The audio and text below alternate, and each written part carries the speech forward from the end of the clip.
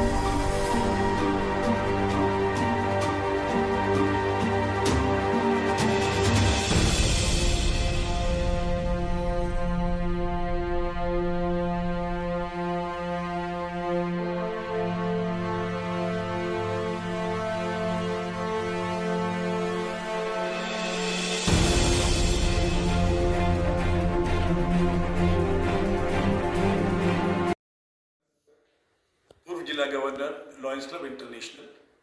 कल इमीडिएट पास district governor GS Makkar जी के invitation पे DNR होटल में एक चुनाव के लिए पहुंचा था। उसमें तकरीबन 250 लोगों को उन्होंने इनवाइट किया था और मेरा कुछ मुद्दों पे असहमति मेरी ज़रूर रही और ये भी एक मुद्दा था कि इतने लोग कोविड में क्यों इकट्ठा किए गए हैं।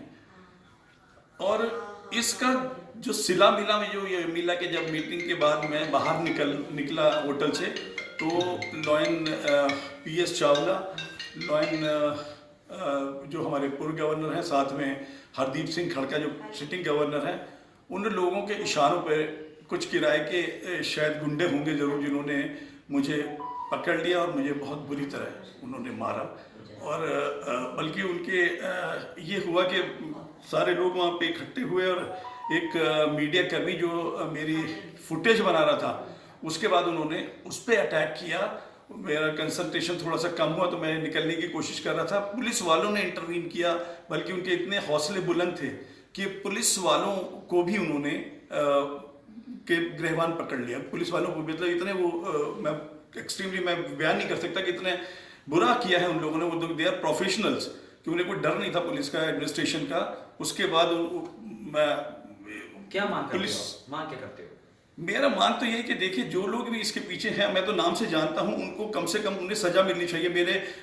मैं ड्रेस्ड मैं एक्चुअली वीविंग यूज़ करता हूं, मेरी वो वीविंग उखाड़ ली गई पब्लिकली और मेरी चेन जो है वो खींच ली गई, स्नैच कर दी गई और वहाँ पे धक्का दिया गया। इसकी वीडियोग्राफी मेरे पास अवेलेबल है, जो कि फुटेज हमें होटल से मिली है। We have all the evidences और मेरी डिमांड है कि इन लोगों को सख्त से सख्त सजा दी जाए जो एक डेमोक्रेटिक प्रोसेस को इतनी बुरी तरीके से अपने सेल्फ मोटिव के लिए वो इस तरीके से लोगों को इतना उन्होंने मेरे को I just have no words to say कि जलील में जिंदगी में इतना कभी नहीं हुआ जो मेरे को कल जो इन्होंने सलाह दिया है। इसलिए सख्त इन लोगों के खिलाफ एक्शन लेना चाहिए।